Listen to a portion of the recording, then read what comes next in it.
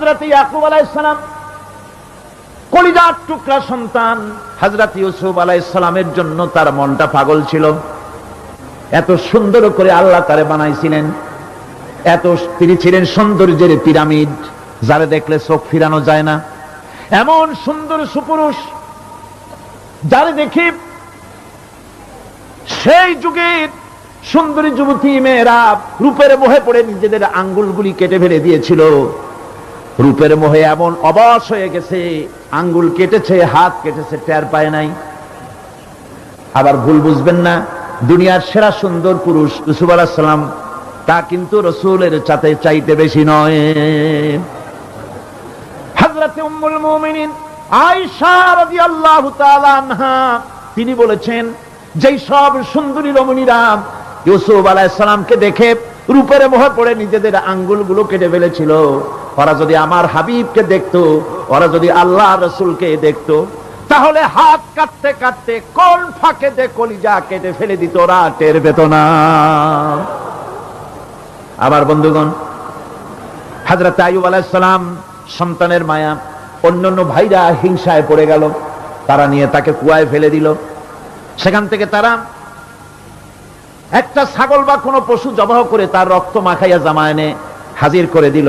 হযরত ইয়াকুব আলাইহিস সালামের সামনে যে তালে নিয়ে খেলা করতে গিয়েছিলাম, আমরা খেলায় লিপ্ত ছিলাম, বাগে খাইয়া ফেলাইছে। এগুলি কি গপ্প?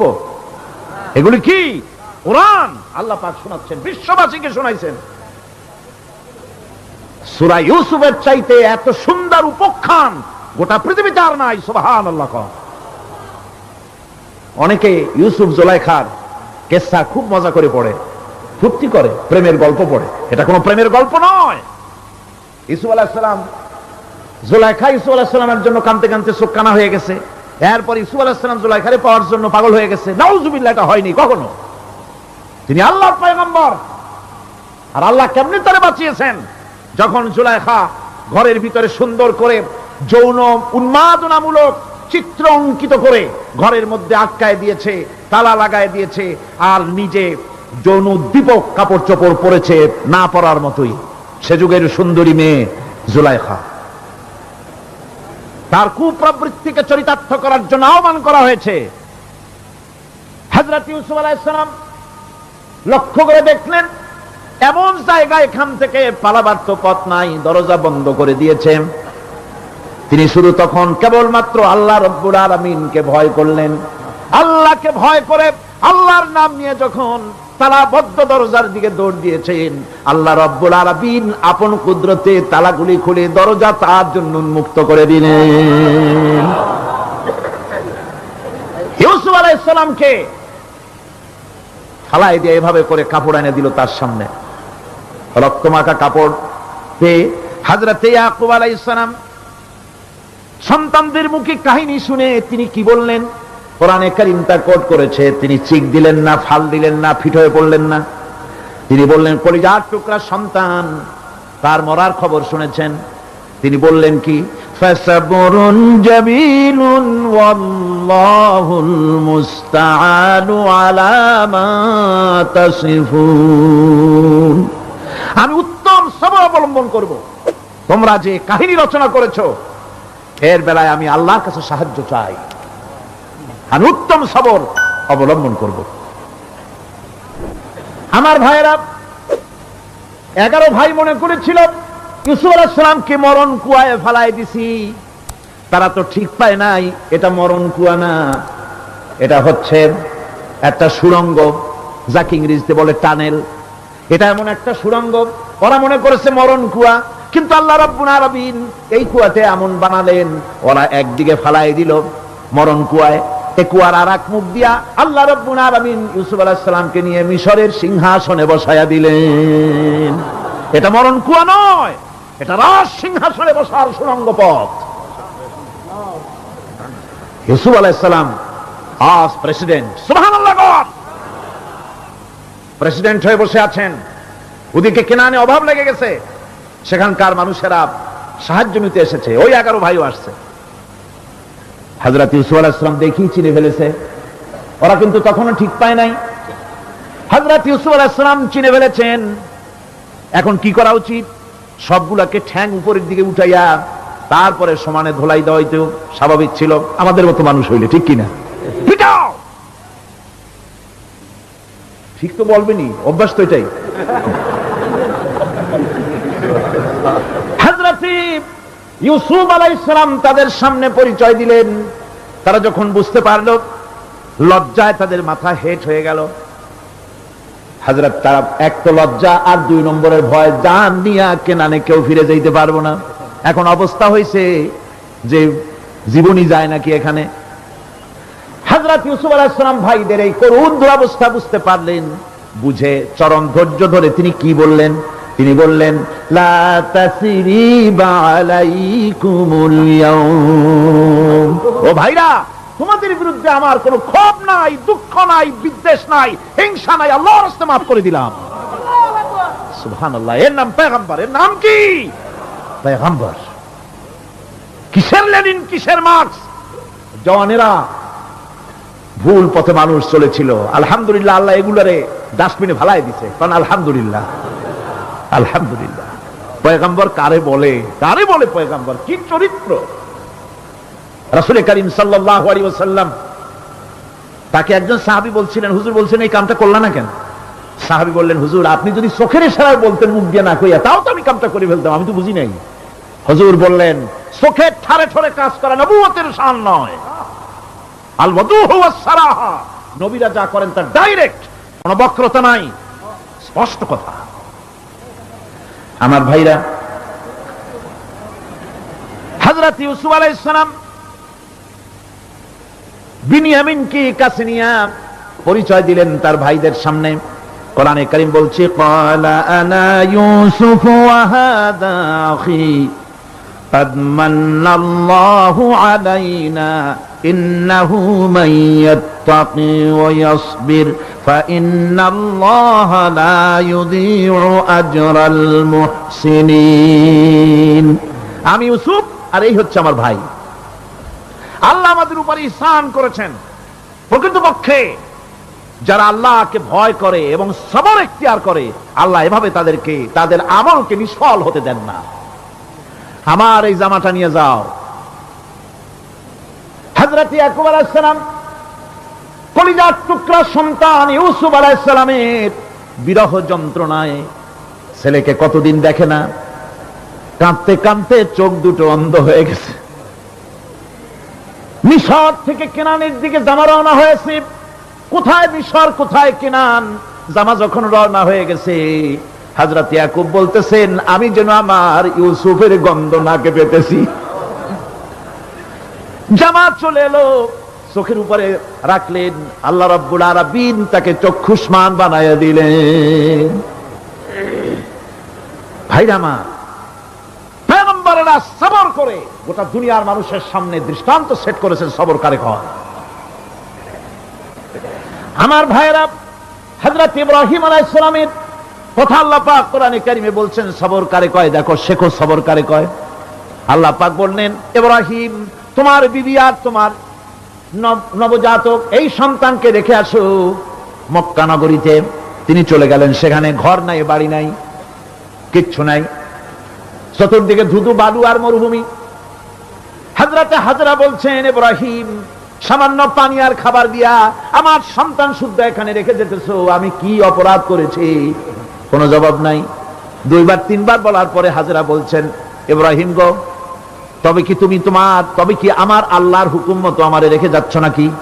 হযরত ইব্রাহিম আকাশের দিকে আঙ্গুল উঁচু করলেন। কথা বলবেন, বাক শক্তি বেরোচ্ছে না। 80 বছর বয়সের সময় একটা বাচ্চা আল্লাহ তারে দিচ্ছেন। আর এমন বাচ্চা, পয়গম্বরের ছেলে, কি সুন্দর চেহারা, মরুভূমির উপরে ফালাই দিয়াছো, ফালাই দিয়ে রওনা হয়ে যাচ্ছেন। মুখ দিয়া কথা সরছে না, আকাশের দিকে দেখালেন। হযরত হাজরা বুঝতে পারলেন। হযরত হাজরা বলেন, ইব্রাহিম, কোনো চিন্তা নাই, নিশ্চিন্ত মনে বাড়ি ফিরে যাও। আমি আমার আল্লাহর উপরে এতটা ভরসা করি, আল্লাহর হুকুমে যদি আমার এখানে রেখে যেয়ে থাকো, আল্লাহ পাক আমাকে আর আমার কলিজার টুকরা ইসমাইলকে পানিতে আর খাবারে মারবেন না, অবশ্যই তিনি ব্যবস্থা করবেন। ব্যবস্থা হয়ে গেল। হযরত ইসমাইল বড় হয়ে গেলেন। আল্লাহ পাক অর্ডার করলেন, জবাহ করো ছেলেকে। হযরত ইব্রাহিম আলাইহিস সালাম যখন জবাহের প্রস্তাব করলেন, হযরত ইসমাইল তা আপত্তি করতেন, বাবাজি আমার মায়ের আর আমাকে বাচ্চা অবস্থায় ফেলে গেলেন, খাবার দেন নাই, পরার দেন নাই, বছরের পর বছর আমাদের এখানে কাটলো, দেখতেও আসেন নাই, আজ আসছেন জবাহ দিতে, এটা কেমন কথা, কি ধরনের বাপ আপনি? এরকম বলছে নাকি? এরকম বলছে? হযরত ইব্রাহিম আলাইহিস সালাম প্রস্তাবটা কিভাবে পারলেন? আল্লাহ পাক কোরআনে কারীমে দৃষ্টান্ত রেখে দিয়েছেন। আল্লাহ পাক বলছেন, হযরত ইব্রাহিম ছেলেকে বললেন, ইয়া বুনাইয়া, ইয়া বুনাইয়া, হে আমার কলিজার টুকরা, লাডলা, হে আমার কলিজার টুকরা সন্তান, ইন্নী আরা ফিল মানাম আন্নী আযবাহুক, আমি স্বপ্নে দেখছি আমি যেন তোমাকে জবাহ করতেছি, ফানজুর মাযা তারা, তোমার রায় কি বলো? আমি তো স্বপ্নে দেখছি যে আমি তোমার জবাহ করতেছি, এখন তোমার রায় কি, তোমার মত কি? হযরত ইসমাঈল আলাইহিস সালাম শুনিয়া দিলেন দৌড়, নাকি না? হযরত ইসমাঈল আলাইহিস সালাম ধৈর্যের প্রতীক, তিনি কি কথা বললেন?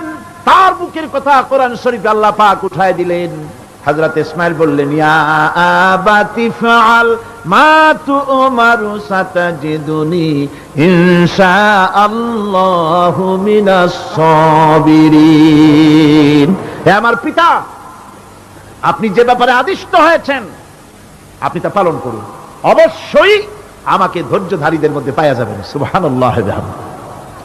এক বর্ণনায় এসেছে, হযরত ইসমাঈল বললেন, আব্বাজান আমি ধৈর্যধারীদের ভিতরে আমারে পাবেন, তবে জবাহ করার আগে আমার হাত পাটা একটু বেঁধে নেন, কারণ জবাহের যন্ত্রণায় আপনার গায়ে যদি আমার হাত পাও লেগে যায় তো বেয়াদবি হয়ে যেতে পারে, আর আমি মরে আমার জবাহ হয়ে যাওয়ার পর আমার রক্ত মাখা জামাটা নিয়া আমার মা হাজেরারে দিবেন, কারণ তাকে মা বলবার মতো আর তো কেউ নাই।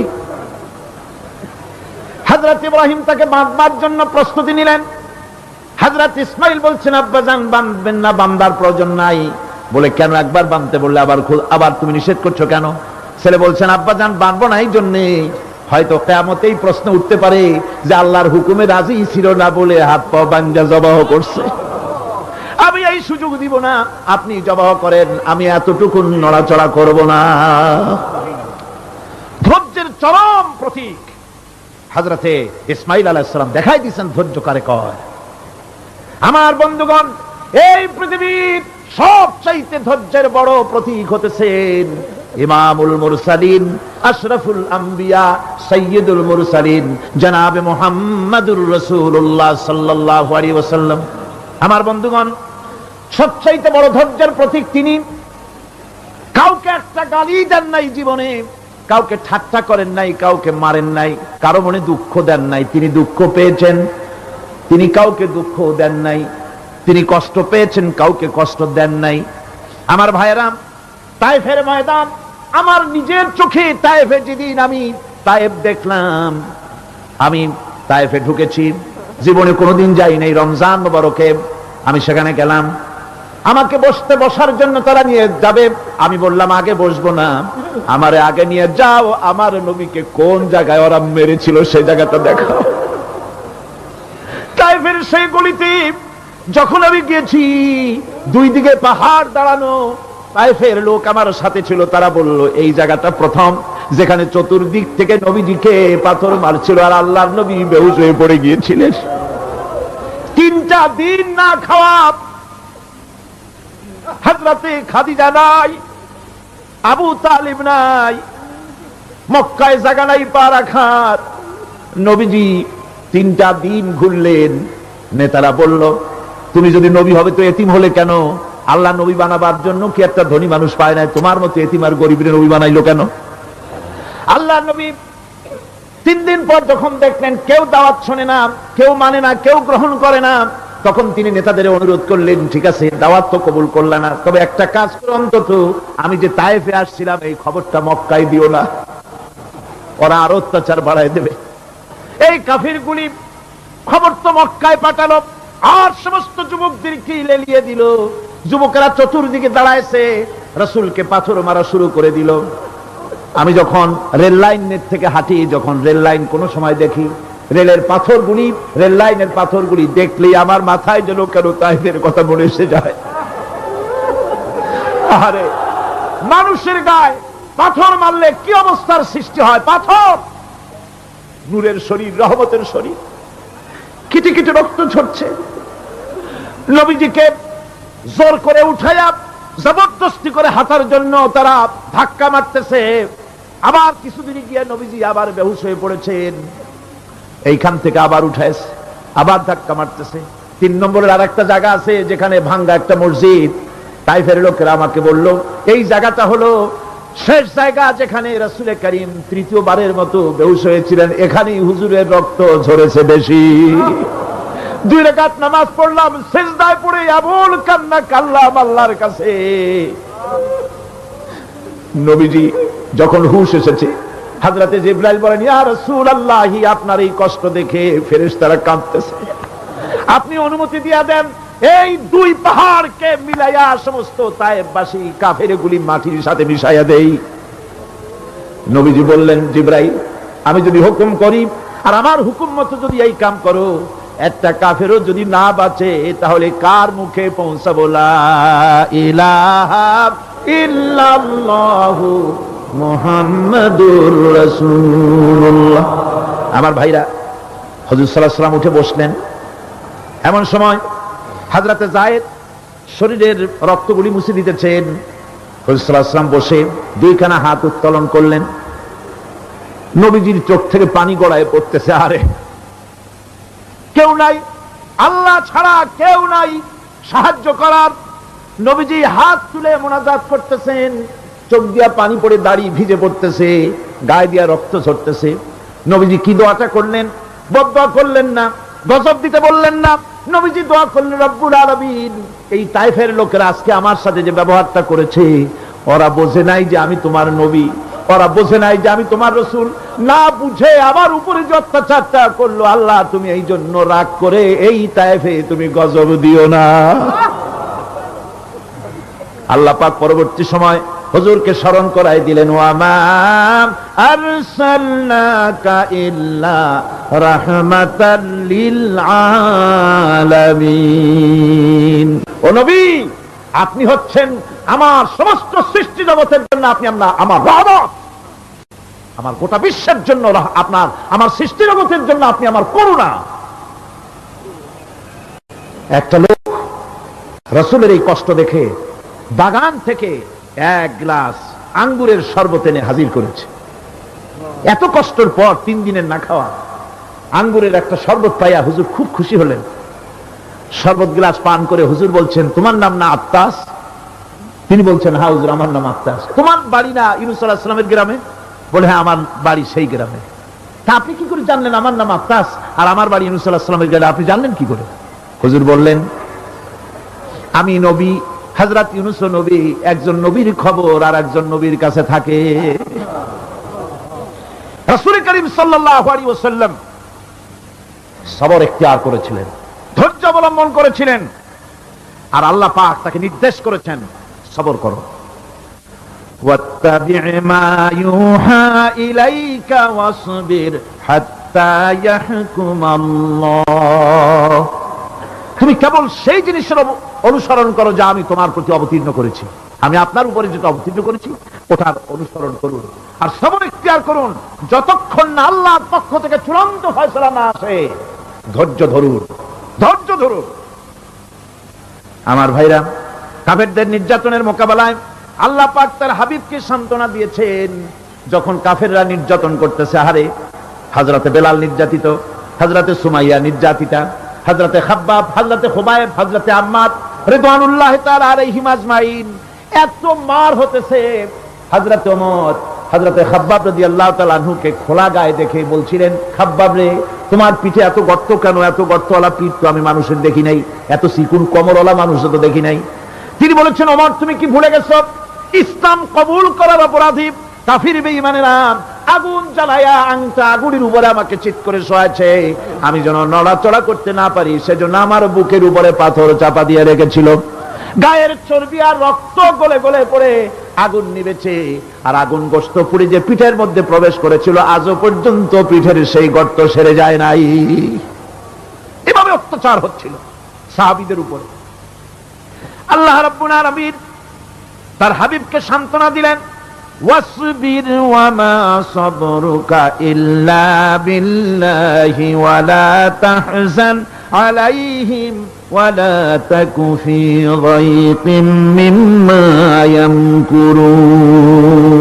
হে রাসূল, সবরের সাথে কাজ করতে থাকুন। আপনার এই সবরের তৌফিক তো আল্লাহই দিয়েছেন, আর ওদের সমস্ত ষড়যন্ত্র, ওদের অপকৌশলে আপনি দুঃখিত হবেন না, চিন্তা করবেন না, ভারাক্রান্ত হবেন না, আপনি নিশ্চিত থাকুন। ওয়াসবির লিহুকমি রাব্বিকা ফাইন্নাকা বিআয়ুনিনা। হে নবী, আপনার রবের চূড়ান্ত ফয়সালা আসা পর্যন্ত ধৈর্য ধারণ করুন। আপনি তো আমার চোখের সামনে। সুবহানাল্লাহ, সুবহানাল্লাহ। আপনি আমার চোখের সামনে, কে আপনাকে কি করবে আমি দেখব না? সুবহানাল্লাহ। মন্ত্রী যদি, এই সলিমুদ্দিন মার্কা মন্ত্রী যত আছে, এই মন্ত্রীরা যদি দেখা তো ভয় কিসে? আমি তোকে দেখছি না? সাহসটা কেমন বাড়ে, কেমন বাড়ে সাহস। আর এ কোনো মন্ত্রী ছাতা মাথা না, কোন প্রেসিডেন্ট রাজা বাদশা না, আকাশ আর জমিনের মালিক আমার আল্লাহ রাব্বুল আলামিন বলছেন, হাবিব কোনো চিন্তা নাই, আপনি আমার চোখের সামনে। ওরা চায় আপনাকে দুনিয়া থেকে মিটাই দিতে, আর আমি চাই ওরাফানা লাকা যিকরাক, আপনার প্রশংসা তো হবে গোটা বিশ্ব জুড়ে, সর্বত্র ছড়িয়ে যাবে আপনার নাম। সুবহানাল্লাহ বিহামদিহি। আল্লাহ পাক অন্যত্র বলেছেন, ওয়ালাকাদ কুযযিবাত রুসুলুম মিন ক্বাবলিকা ফাসাবারু আলা মা কুযযিবু ওয়া উযু হাত্তা আতাহুম নাসরুনা। হে মুহাম্মদ সাল্লাল্লাহু আলাইহি ওয়াসাল্লাম, আপনার পূর্বে অসংখ্য নবী রাসূল এই পৃথিবীতে আসছে এবং জুলুম আর নির্যাতনের শিকার তারা হয়েছেন। অবশেষে তাদের প্রতি আল্লাহর সাহায্য এসেছে। সুতরাং আপনাকেও ধৈর্য ধারণ করতে হবে, ধৈর্য ছাড়া কোনো পথ নাই, ধৈর্য আপনাকে ধারণ করতেই হবে। আর এই ধৈর্য ধারণ করলে পরে আল্লাহর চূড়ান্ত ফয়সালা আসবে, তখন আল্লাহ পাক মেহেরবানি করবে। আমার ভাইরা, এই ধৈর্য পৃথিবীর সমস্ত পয়গম্বররা ধৈর্য অবলম্বন করেছেন, কখনো অধৈর্য হন নাই। দিন কায়েমের সংগ্রামে নবী রাসূলগণ দারুণ ভাবে সবর ইখতিয়ার করেছেন। বৃদ্ধবাদীদের সকল রকমের নির্যাতন, অপকৌশল, ষড়যন্ত্র, এই সব কিছু মোকাবেলা করেছেন ধৈর্যের নীতি অবলম্বন করি। কখনো ধৈর্যচ্যুতি তাদের মধ্যে ঘটেনি, বরং আল্লাহ রাব্বুল আলামিন তাদের প্রতি সন্তুষ্ট হয়েছেন। যারা এই ধৈর্য ধরেছে তাদের উপরে সন্তুষ্ট হয়ে আল্লাহ রাব্বুল আলামিন বলেছেন, ওয়া কাআইয়্যিম মিন নাবিয়্যিন কাতালা মাআহু রিব্বিয়ুন কাসীর। এর আগে অনেক নবী এসেছিলেন যাদের সাথে বহু আল্লাহওয়ালা লোক লড়াই করেছেন। ফামা ওয়াহানু লিমা আসাবাহুম ফি সাবিলিল্লাহি ওয়া মা যাফু ওয়া মাস্তাকানু।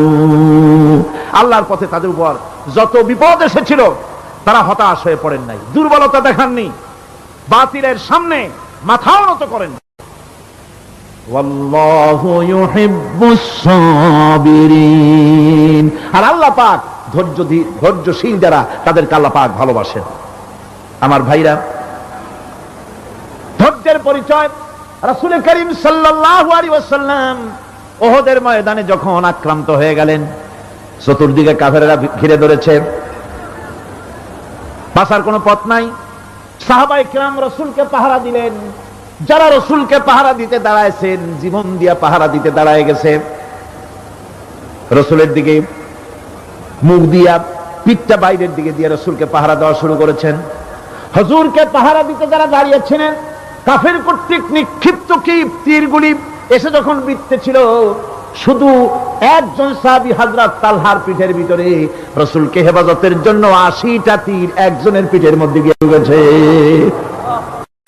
এক অসতর্ক মুহূর্তে নবীজির দান্দা মোবারক শহীদ হয়ে গেল, শিরস্ত্রাণ ভেঙে গেল, লোহার কড়া প্রবিষ্ট হয়ে গেল কপালের ভিতরে।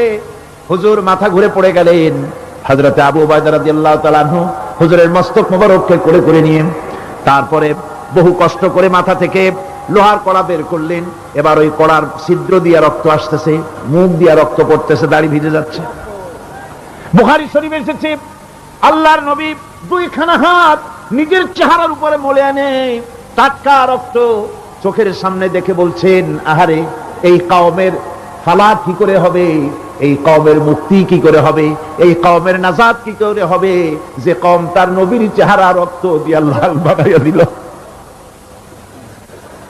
নবীজি বললেন, আল্লাহুম্মা গফির লি কওমি ফাইন্নাহুম লা ইয়ালামুন। আয় আল্লাহ পাক, আমার এই কওম বুঝতে পারে না, ওদেরকে মাফ করে দাও। খবর ছড়িয়ে গেল নবীজি শহীদ হয়ে গিয়েছেন। খবর ছড়িয়ে গেল চতুর্দিকে, মদিনায় খবর ছড়িয়ে গেল। মানুষ পাগলের মতো দৌড়ানো শুরু করে দিল। এক মেয়ে লোক দৌড়াচ্ছে ওহদের দিকে। কয়েকজন সাহাবীর সঙ্গে দেখা, তারা জিজ্ঞেস করলেন, দৌড়াও কেন মহিলা, যাও কই? কয় ওহদের দিকে যেতেছি। কয় যায় তো কোনো লাভ নাই, যেহেতু তোমার যে স্বামী এসেছিলেন জিহাদের ময়দানে তিনি তো শহীদ হয়ে গেছেন। মহিলা বলতেছে, কে শহীদ হয়েছে শুনতে চাই না, আগে বলো নবীজি কেমন আছে। আবার কিছুক্ষণ পর আর কয়েকজনের সঙ্গে দেখা, তারা বলছে, মেয়ে লোক দৌড়াও কই? যাচ্ছি ওহদের দিকে। তারা বলছেন যে কোনো লাভ নাই, তোমার যে দুইটা কলিজার টুকরা সন্তান ওহদে এসেছিল দুটোই শহীদ হয়ে গেছে। মা বলতেছে, ও সাহাবী, কে শহীদ হয়েছে শুনতে চাই না, তাড়াতাড়ি করে বলো আল্লাহর নবী মুহাম্মদুর রাসূলুল্লাহ সাল্লাল্লাহু আলাইহি ওয়াসাল্লাম কেমন আছেন। দৌড়াতে দৌড়াতে ওহদের মাঠে সাহাবায়ে কিরাম পরিবেষ্টিত।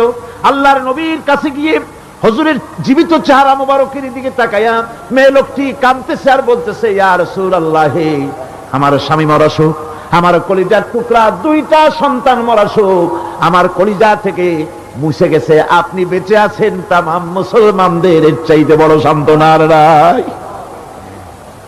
ভাইরা আমার, রাসূল করিম সাল্লাল্লাহু আলাইহি ওয়াসাল্লাম এভাবে করে ধৈর্যের পরিচয় দিয়েছেন। গালাগালি দেন নাই, রাগ করেন নাই, বদদোয়া করেন নাই। সুবহানাল্লাহ কোন, জোরে কোন সুবহানাল্লাহ। ভাইরা আমার, এই সবর এমন মহান বৈশিষ্ট্য এর মধ্যে রয়েছে। জিহাদের ময়দানে যদি লোক কম হয় আর যদি তাদের মধ্যে সবর থাকে, বেশি সংখ্যক লোকের উপরে আল্লাহ পাক সবরকারীদেরকে বিজয়ী করে দিবেন। কোরআনে কারীমে রব্বুল আলামিন বলেন, কাম মিন ফিয়াতিন কালিলাতিন গালাবাত ফিআতান কাসীরাতাম বিইذনিল্লাহ আল্লাহু মা'আস সাবিরিন। এমন ঘটনার বহু নজির আছে যে কম সংখ্যক লোকেদের উপরে আল্লাহ পাক, বেশি সংখ্যক লোকেদের উপর আল্লাহ পাক কম সংখ্যক লোকদেরকে জয়ী করে দিয়েছেন। আল্লাহু মা'আস সাবিরিন, আর আল্লাহ আছে ধৈর্যশালীদের সাথে। আল্লাহ আছে কাদের সাথে? দেখেন না বদরের কামটা, বদরের ময়দান, 313 জন মুসলমান, অস্ত্রপাতি নাই, সামান্য সামান্য অস্ত্র, আর কাফেরেরা এসছে হাজারেরও বেশি। আমার বন্ধুগণ, ধৈর্য কত বড় কাম দিল। ধৈর্য ধারণ করেছেন তারা, আল্লাহর উপরে ভরসা করেছেন। আল্লাহ রাব্বুল আলামিন অস্ত্রের কাজ কি দিয়া করায় দিলেন। একজন সাহাবী এসে বলছেন, হুজুর, জিহাদের ময়দান, ইসলামের প্রথম জিহাদ, আমার কাছে তো অস্ত্র নাই, মেহেরবানি করে একটা অস্ত্র আমারে দেন, আমি লাফায় পড়ি জিহাদের মধ্যে। হুজুর বলেন, অস্ত্র তো আমার কাছে নাই, দিবটা কি? সাহাবী বলছেন, হুজুর, অস্ত্র না থাকে যা পারেন তাই দেন, আপনার হাত দিয়ে যা দিবেন আমি দাঁড়ায় থাকতে পারবো না, জিহাদে আমাকে শরীক হতেই হবে। নবীজি কাছে পেলেন একখানা শুকনা খেজুরের ডাল খানা তুলে সাহাবীর হাতে তুলে দিলেন। সাহাবী বলেন, রাসূলের হাতের দেওয়া শুকনা খেজুরের ডালটা নিয়ে আমি যখন কাফেরদের ভিড়ের মধ্যে ঝাঁপায় পড়ে যখন শুকনা খেজুরের ডাল দিয়ে আঘাত দিলাম, তখন ধারালো তরবারি দিয়ে আঘাত করলে যে কাম হয়, শুকনা খেজুরের ডালের আঘাতে কাফের দ্বিখণ্ডিত হয়ে জমিনে পড়ে গেল। ভাইরা আমার, আল্লাহ রাব্বুল আলামিন সবর যারা করে, সংখ্যা যদি কম হয়, আল্লাহ পাক তাদেরকে বিজয়ী করে দেবেন, এই ওয়াদা আল্লাহ রাব্বুল আলামিন করেছেন। এই সবরের গুণ ছাড়া জান্নাতেও প্রবেশ করা যাবে না। সবর যদি না থাকে বেহেশতে যাওয়া যাবে না। ভালো করে মনে রাখেন, আল্লাহ পাক বলছেন, আম্মা হাসিবতুম আন তাদখুলুল জান্নাতা ওয়া লাম্মা ইয়ালামিল্লাহুল্লাযীনা জাহাদু মিনকুম ওয়া ইয়ালামাস সাবিরিন। তোমরা কি মনে করেছো এমনি বেহেশতে চলে যাবা? এটা কি মামু বাড়ির আবদার নাকি? এমনি বেহেশতে চলে যাবা? অথচ আল্লাহ রাব্বুল আলামিন এখনো দেখেন নেননি যে তোমাদের মধ্যে কারা জিহাদ করতে প্রস্তুত, কারা তোমাদের মধ্যে জিহাদ করে জান দেওয়ার জন্য প্রস্তুত, আর কারা ধৈর্যধারী, এটা তো আল্লাহ এখনো দেখে নেন নাই। সুতরাং হক এবং বাতিলের সংগ্রামে লিপ্ত হতে হবে। আল্লাহ দেখতে চান কারা জীবন দিতে চায়। সুতরাং ইসলামী আন্দোলনে যারা শরীক হবে তাদের বিপদ এবং মুসিবত দিয়ে আল্লাহ রাব্বুল আলামিন তাদের সাহসিকতা এবং ধৈর্যের পরীক্ষা নিবেন। কোরআনে কারীম বলছে, وَلَنَبْلُوَنَّكُمْ حَتَّى نَعْلَمَ الْمُجَاهِدِينَ مِنكُمْ وَالصَّابِرِينَ وَنَبْلُوَ أَخْبَارَكُمْ। অবশ্যই আমি তোমাদেরকে পরীক্ষার সম্মুখীন করব, আর তোমাদের মধ্যে সত্যিকার মুজাহিদ দৃঢ়তা অবলম্বনকারী কারা আমি তা দেখব। এটা যেন আমি দেখে নিতে পারি, সেই জন্য আমি বিপদ এবং মুসিবতের মধ্যে তোমাদের ফেলবো। ধৈর্যধারীদের উপরে আমার রহমত অবশ্যই থাকবে। সবর এমন এক সম্পদ যা ধারণ করলে পরে আল্লাহ রাব্বুল আলামিন রাষ্ট্রীয় ক্ষমতা দান করে দেন। কোন সুবহানাল্লাহ, জোরে কোন সুবহানাল্লাহ। ধৈর্য ধারণ করলে আল্লাহ রাষ্ট্রের মতো বিরাট নিয়ামত আল্লাহ হাতে তুলে দিবেন। তার প্রমাণ কোরআন শরীফ আল্লাহ বলছেন, বনি ইসরাঈলরা মিশর থেকে যখন বহিষ্কার হয়ে গেল, তাদের যখন পা রাখার কোনো জায়গা থাকলো না, বনি ইসরাঈলরা মিশর থেকে যখন বহিষ্কার হয়ে গেল, এরপরে আল্লাহ পাক তারা যখন ধৈর্য অবলম্বন করলো, আল্লাহ পাক তাদের ব্যাপারে বলছেন, ওয়া আওরাসনাল কওমাল্লাযীনা কানু ইউস্তাদআফুনা মাশারিকাল আরদি ওয়া মাগারিবাহাল্লাতী বারাকনা ফিহা। আর তাদের স্থলে আমি নির্যাতিত লোকদেরকে প্রতিষ্ঠিত করলাম। পশ্চিম এবং উত্তরের তাদেরকে আমি পশ্চিম এবং পূর্বের উত্তরাধিকারী তাদেরকে বানায় দিলাম। বিরাট এলাকা তাদের হাতে আমি তুলে দিলাম। ওয়া তাম্মাত কালিমাতু রাব্বিকাল হুসনা আলা বানি ইসরাঈলা বিমা সাবারু। আর এভাবে করে আল্লাহ পাক তার কথাকে পূর্ণ করলেন বনি ইসরাঈলদের উপরে। সবর এখতিয়ার করার জন্য, ধৈর্য ধরার কারণে আল্লাহ পাক রাষ্ট্রের মালিক তাদের বানায় দিলেন। জোরে কোন সুবহানাল্লাহ। সবর যদি করা হয়, তো যুদ্ধ যদি বাদে, যদি জিহাদ শুরু হয়ে যায়, আল্লাহ পাক বলেছেন ফেরেশতা দিয়ে সাহায্য করব। যদি সবর থাকে, তোমাদের সবর থাকলে আল্লাহ কি দিয়ে সাহায্য করবেন? ফেরেশতা দিয়ে। কোরআনে কারীম বলছে, বালা ইন তাসবিরু ওয়া তাত্তাকু ওয়া ইয়াতুকুম মিন ফাওরিহিম হাদা ইউমদিদুকুম রাব্বুকুম বিখামসাতি আলাফিন মিনাল মালাইকাতি মুসাউমিমিন। হ্যাঁ, তোমরা যদি ধৈর্য অবলম্বন করো আর আল্লাহকে ভয় করে চলো, তাহলে এক্ষুনি আল্লাহ রাব্বুল আলামিন তোমাদের জন্য কাতারে কাতারে শৃঙ্খলাবদ্ধ ৫,০০০ ফেরেশতা দিয়ে তোমাদেরকে সাহায্য করবেন। সুবহানাল্লাহ। তোমাদেরকে ফেরেশতা দিয়ে সাহায্য করা হবে। তোমরা যদি সবর এখতিয়ার করো, তাহলে সংখ্যা যদি কম হও, বেশি সংখ্যার উপরে জয়ী করে দেব। ইয়াকুম মিনকুম ২০ সাবিরুনা ইয়াগলিবু মিয়াতাইন। যদি তোমাদের ভিতরে ধৈর্যশীল ২০ জন হয়, আমি ২০০ কাফেরের বিরুদ্ধে তোমাদেরকে জয়ী করে দেব। সুবহানাল্লাহ। তোমরা যদি হও ধৈর্যশীল ২০০ জন, ২০০ কাফেরের উপরে তোমরা জয়যুক্ত হয়ে যাবে। আর বিপদ আর মুসিবতে যারা ধৈর্য ধরে, তাদের জন্য আল্লাহর পক্ষ থেকে সুসংবাদ। সুসংবাদ কাদের জন্য? ধৈর্যধারীদের জন্য। কোরআনে কারীম বলছে, ওয়াবাশশিরিস সাবিরিনাল্লাযীনা ইযা আসাবাতহুম মুসিবাতুন ক্বালু ইন্না লিল্লাহি ওয়া ইন্না ইলাইহি রাজিউন। সুসংবাদ সেই সব ধৈর্যশালীদের জন্য যারা নাকি বিপদ এবং মুসিবতে আসলে যারা বলে, কি বলে? পড়েন আমার সাথে, ইন্না লিল্লাহি ওয়া ইন্না ইলাইহি রাজিউন। এটা শুধু আমাদের লোকেরা কেউ মরলে পড়ে, এটা শুধু মরার সময় নয়, বরং যে কোনো বিপদ আর মুসিবত এলে মোমেন বান্দা যারা, তারা কি পড়বে? ইন্না লিল্লাহি ওয়া ইন্না ইলাইহি রাজিউন, নিশ্চয়ই নিশ্চয়ই আমরা আল্লাহর জন্য এবং আমাদের সকলকেই আল্লাহর কাছে ফিরে যেতে হবে, প্রত্যাবর্তিত হতে হবে। সবরকারীদের জন্য রয়েছে জান্নাতের সুউচ্চ সম্মানের জায়গা। জান্নাতে সবচেয়ে সম্মানজনক জায়গা আল্লাহ রাব্বুল আলামিন ধৈর্যশালীদেরকে দান করবেন। কোরআনে কারীম বলছে, উলাইকা ইউজসাউনাল গুরফাতা বিমা সাবারু ওয়া ইউলাক্কাউনা ফিহা তাহিয়াতাও ওয়া সালামা। এরা হলো সেই সব লোক যাদেরকে প্রদান করা হবে বেহেশতের সুউচ্চ মঞ্জিল, কারণ তারা সবর ইখতিয়ার করেছিল, তারা সবর করছিল, এই জন্য বেহেশতের সবচাইতে ভালো জায়গা তাদের দেওয়া হবে। কোন আলহামদুলিল্লাহ, জোরে কোন আলহামদুলিল্লাহ। এবং জান্নাতে সবরকারীদেরকে সম্বর্ধনা দেওয়া হবে, সম্বর্ধনা দেওয়া হবে।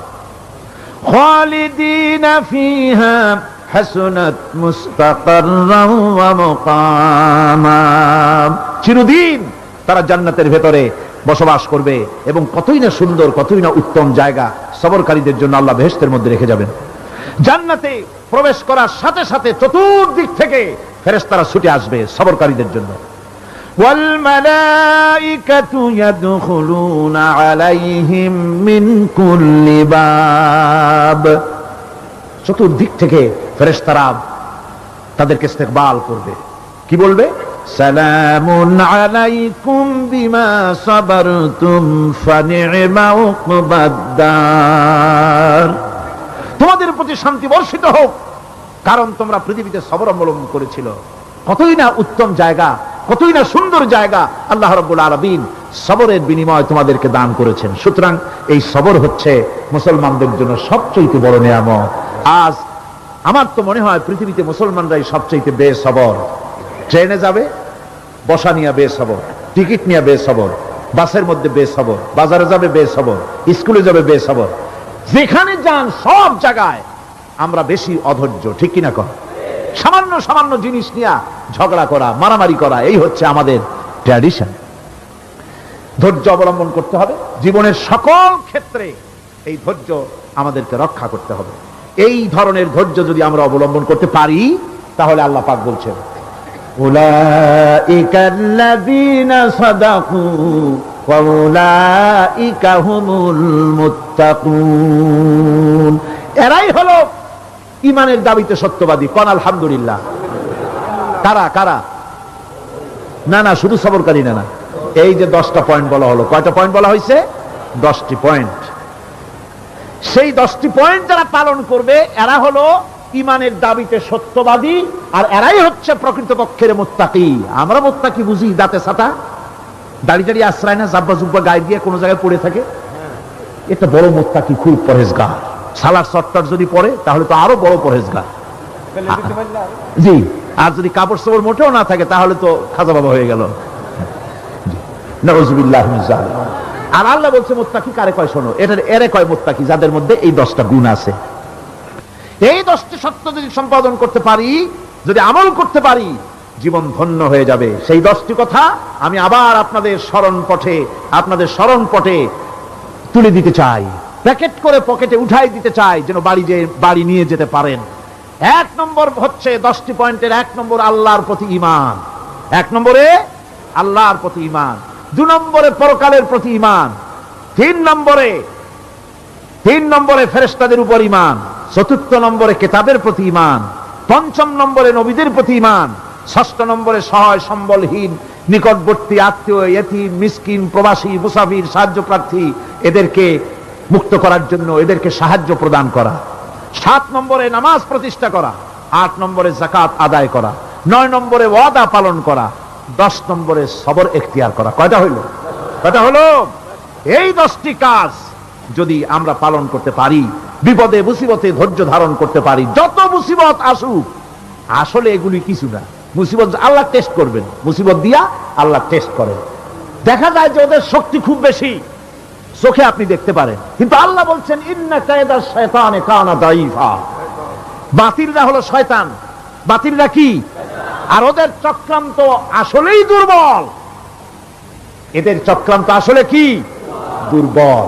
কাজেই এগুলিকে ভয় করা যাবে না। বিপদে মুসিবতে ধৈর্য ধারণ করে যদি অগ্রসর হওয়া যায় তো আল্লাহ রাব্বুল আলামিন এই 10টি পয়েন্ট যদি আমল করা যায় দুনিয়ার শান্তি পাবো, আখিরাতেও শান্তি পাবো। যত মুসিবত আসুক বিপদ আসুক ধৈর্যের সাথে মোকাবেলা করতে হবে। ধৈর্যের অর্থ কি আমি আগেই বলেছি, ধৈর্যের অর্থ হচ্ছে অবিচলতা, দৃঢ়তা, বরদাস্ত করা, সহিষ্ণুতা, ধীরতা, স্থিরতা। ধৈর্যের অর্থ এটা নয় একজন একটা থাপ্পড় মারলো আর আপনি বলবেন যে বাবা ব্যথা পাইছো নাকি, তাহলে আরো একখান থাপ্পড় দিয়া দাঁত আমার সবগুলো ভালাই না, এর নাম ধৈর্য নয়।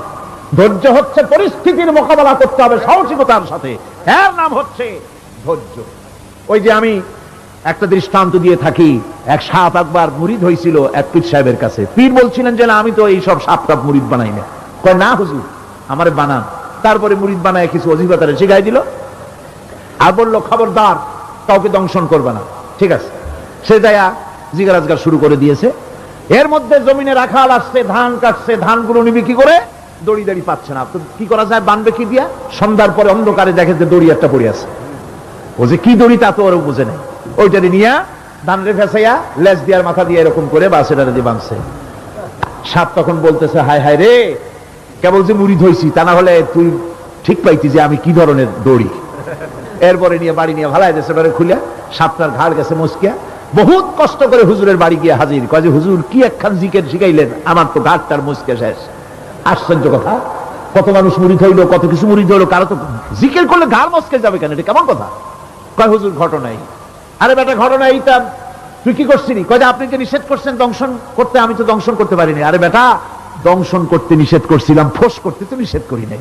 তোরে যখন দড়ি মনে করে হাত দিছিল ফোঁস করে উঠতি, ওই রাখা লাভ দিয়া বন আর পার হইয়া দিল্লি চলে যেত। কাজী ধৈর্যের মানে শীত হয়ে পড়া না।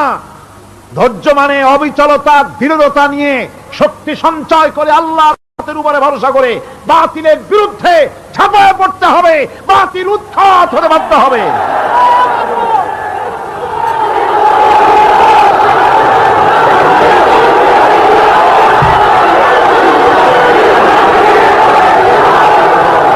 ভাইরা আমার,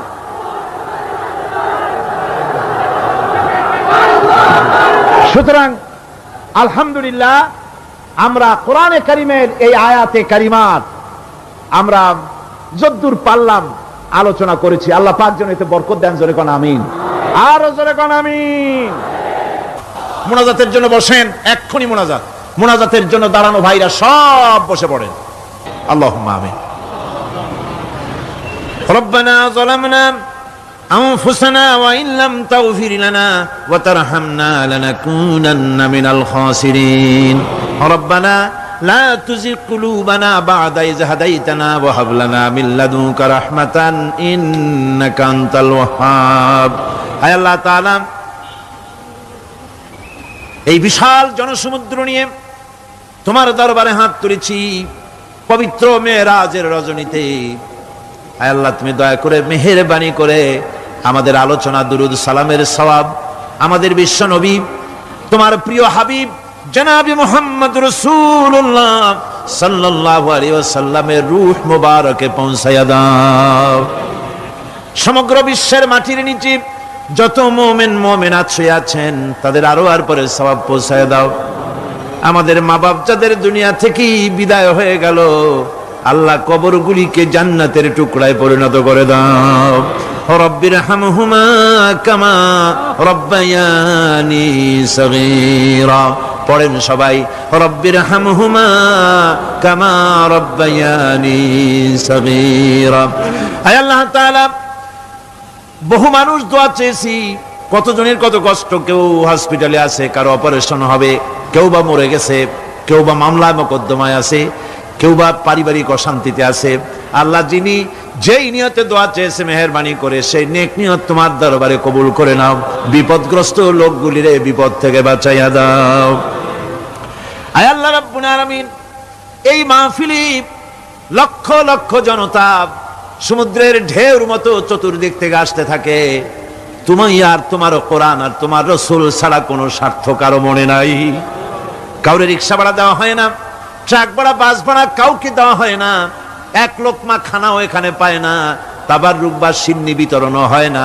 আয় আল্লাহ নিঃস্বার্থ ভাবে এই লোকগুলি যাতায়াত করে, আল্লাহ তোমার কোরআনের বরকতে সকলকে তুমি গুনাহ মুক্ত করে দাও। আয় আল্লাহ তাআলা যাতায়াতটা আসান করে দিও, যাতায়াতের পথে কারো যেন কোনো বিপদ না হয়ে যায়। আয় আল্লাহ তাআলা বাড়ি ঘর ফালায় আসে, বাড়ি ঘর তোমার ফেরেশতা দিয়ে তুমি হেফাজত করো। রব্বুল আলামিন মা বোনেরাও কষ্ট করে আসে, আল্লাহ তুমি দয়া করে এ মাহফিলে যারা শরীক হয়, এ মাহফিলে কোরআনের মাহফিলে শরীক হওয়ার কারণে তোমার কাছে একটা দাবি করি, দাবিটা হলো মেহেরবানি করে সব মানুষকে তোমার কাবা ঘর দেখাও। যারা উপস্থিত হয়েছে সকলকে তোমার হাবিবের রওজায় গিয়া সালাম দেওয়ার তৌফিক দাও।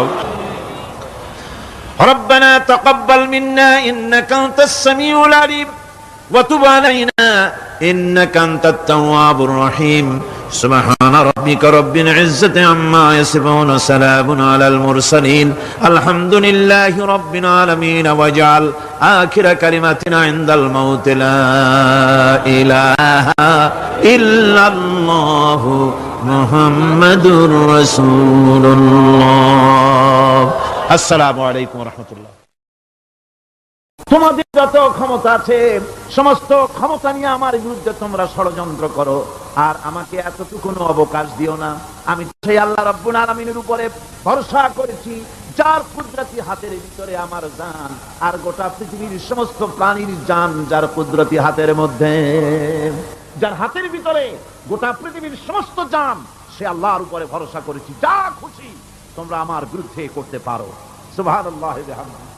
এটার নাম হলো ঈমান, এটার নাম সবর, এটার নাম ধৈর্য। এই ধৈর্য আসে ঈমানে কামেল হলে পরে এবং আল্লাহর উপরে পরিপূর্ণ বিশ্বাস হলে পরে। যদি কারো দিলের মধ্যে কথা বিশ্বাস থাকে যে আমার জন্য আল্লাহর পক্ষ থেকে যদি কোনো বুলেট নির্ধারণ করা থাকে, গোটা বিশ্ব যদি আমাকে পাহারা লাগায়, ওই বুলেট থেকে আমাকে বাঁচাইতে পারবে না।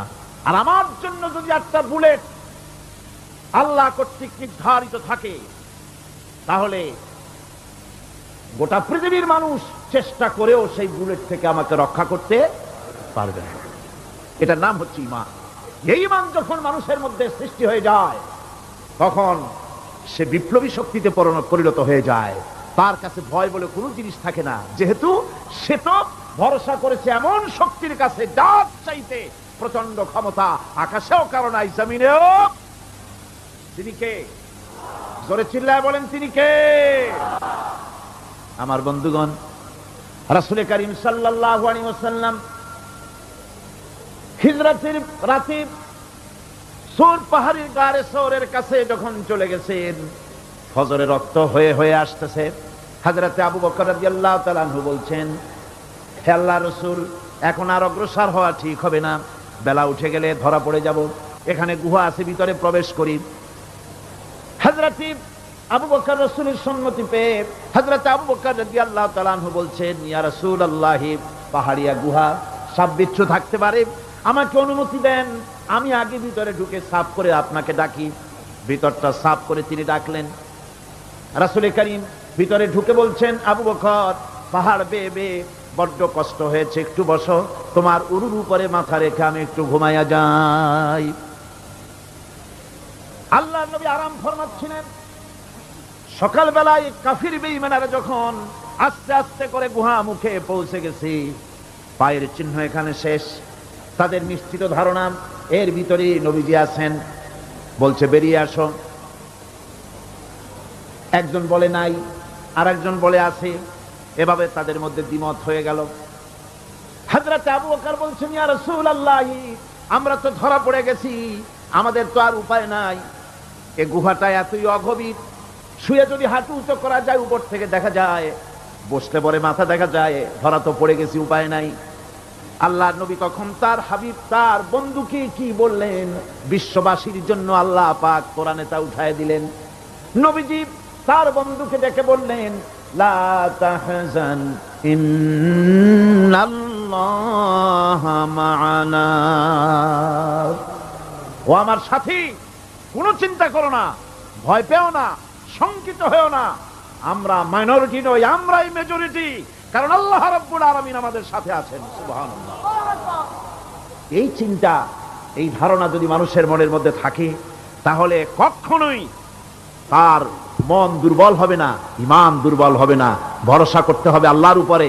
আর বিপদ যত বড় পাহাড় সমান হয়ে আসুক, ধৈর্য অবলম্বন করতে হবে। ধৈর্য হচ্ছে মুমিনের সবচাইতে বড় গুণ। মুমিনের সবচাইতে বড় কোয়ালিটি কি?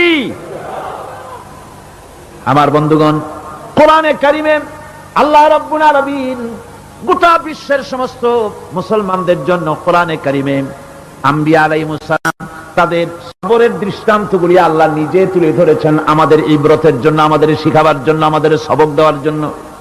কোরআনে কারীম হযরত আইয়ুব আলাইহিস সালামের সবরের ঘটনা কোরআনে কারীম তুলে ধরেছে। হযরত আইয়ুব 18টি বছর পর্যন্ত রোগের মধ্যে পড়ে আছেন। এত অসুখ করেছে, এত রোগ, শরীর পচে গিয়েছে, গায়ে পোকা ধরেছে, দুর্গন্ধ হয়ে গিয়েছে, বিবিরা চলে গিয়েছে, ছেলে মেয়ে পাড়ার লোকেরা দূর দূর করে তাড়িয়ে দিয়েছে। এবার জঙ্গলের ভিতরে গিয়ে আশ্রয় নিয়েছেন। এমন অবস্থা হয়েছে, শরীর পচে পচে জিহ্বায় যখন পোকা ধরা শুরু করে দিল, হযরত আইয়ুব আলাইহিস সালাম তখন আল্লাহ রাব্বুল আলামিনের দরবারে এই প্রথমবারের মতো তিনি বললেন, রব্বুল আলামিন, আয় আল্লাহ তাআলা, সমস্ত শরীর জড়জড়া হয়ে গিয়েছে, গায়ে পোকা ধরেছি, আমি কোনো কথা বলি নাই, আমি খামোশ থেকে জিকির আজগার করতেছিলাম। আয় আল্লাহ, এখন দেখি আমার জিহ্বায় পোকা ধরেছে, পোকা ধরা শুরু হয়েছে। আমার জিহ্বাটায় পোকা তুমি দয়া করে দিও না, কারণ আমার জিহ্বায় যদি পোকা হয়ে যায় তাহলে তোমার মতো আল্লাহর জিকির আমি কি দিয়া করব? আমার জিহ্বাটা তুমি দয়া করে ভালো রাখো। কোরআনে কারীম বলছি, ওয়া আইয়ুবা ইয নাদা রাব্বাহু ইন আন্নী মাসসানিয়াদ-দুররু ওয়া আনতা আরহামুর রাহিমিন। স্মরণ করো সেই সময়ের কথা যখন আইয়ুব তার রবকে ডেকে বলেছিল, আমি অসুস্থ আর তুমি তো রহমান রহিম, দয়াময়। ভাষাটা দেখেন কি সুন্দর। এর থেকে কি আল্লাহর আর কিছু বলা লাগে? আল্লাহ পাকের কাছে তিনি বলতেছেন, আল্লাহ আমি তো অসুস্থ, আমি তো অসুখ করেছে আমার, আর তুমি তো দয়াময় রহমান রহিম। এক অন্ধ, ঈদের দিন কত অন্ধই তো আসে খরাত করার জন্য, ভিক্ষা করার জন্য, চতুর্দিকে ভিক্ষা করতেছে অন্ধরা। এক অন্ধ ঈদের গেটের কাছে দাঁড়ায় বলতেছে, ভাইরা আজ হচ্ছে ঈদের দিন আর আমি কিছু দেখতে পাচ্ছি না। এ বেশি পয়সা পাইল, মানুষের দিন তার প্রতি আকৃষ্ট হয়ে গেছে। আরে কি কথা, আজ ঈদের দিন, সকলে আনন্দ করছে আর আমি কিছুই দেখতে পাচ্ছি না। সে কিন্তু কিছু চায় নাই। ভাষার ভিতরে, কথা বলার ভিতরে এ ধরনের টেকনিক আছে। হযরত আইয়ুব আলাইহিস সালাম বললেন না যে আল্লাহ আমারে মাফ করে দাও, কষ্টের মধ্যে আছি। তিনি শুধু বলেছেন, রব্বুল আলামিন, আমি অসুস্থ হয়ে পড়েছি, আমার অসুখ করেছে, আর তোমার নাম রহমান রহিম। এতটুকু কথা বলেছেন। আল্লাহ রাব্বুল আলামিনের দরজায়, তার দরবারে আইয়ুব আলাইহিস সালামের ডাক চলে গেছে। যায় নাই? কোন অসুবিধা আছে নাকি? কোন অসুবিধা নাই। পানির তলা দিয়া যদি কেউ ডাক দেয়, পাহাড়ের ভিতরে বসে যদি কেউ ডাক দেয়, আল্লাহ রাব্বুল আলামিন তা শুনতে পান। ইউনূস আলাইহিস সালাম মাছের পেটে বসে চিৎকার মেরেছিলেন, লা ইলাহা ইল্লা আনতা সুবহানাকা ইন্নী কুনতু মিনাজ জালিমিন। তিনি বলছিলেন, আয় আল্লাহ তাআলা, আমি তোমার প্রশংসা করছি, তুমি ছাড়া উপাস্য নাই, মাবুদ নাই। আমি তোমার পবিত্রতা ঘোষণা করছি, আমি তো জালিমদের অন্তর্ভুক্ত হয়ে গেছি। বাস এতটুকুন কথাই বলেছেন। আল্লাহ পাক বলছেন, ইউনূসের ডাক তো কেউ শোনে নাই, পানির মধ্যে কেউ শোনে নাই, জমিনের কেউ শোনে নাই, মহাশূন্যের কেউ শোনে নাই, কিন্তু মাছের পেটের ভেতরে থেকে, গভীর অতল দরিয়ার তলদেশ থেকে মাছের পেটের ভিতরে বসে আমার ইউনূস যে ডাক দিল, ওই ডাক আমি আরশের মালিক আমি শুনতে পেয়েছি। আর সঙ্গে সঙ্গে জবাব দিয়েছি, ফাস্তাজাবনা লাহু ওয়া নাজ্জাইনাহু মিনাল গাম্মি ওয়া কাযালিকা নুজিল মুমিনিন। ডাকের সাড়া দিলাম, বিপদ দিয়া বাঁচাই দিলাম। শুধু ইউনূসের নাম আল্লাহ পাক এ জায়গায় আবার ওয়াদা করলেন, দুনিয়ার যত মুমিন বান্দা আছে তারা যদি কখনো বিপদে পড়ে যায়, আর আমারে যদি ডাকে আমি এই রকম করে বিপদ থেকে বাঁচায়া দেব।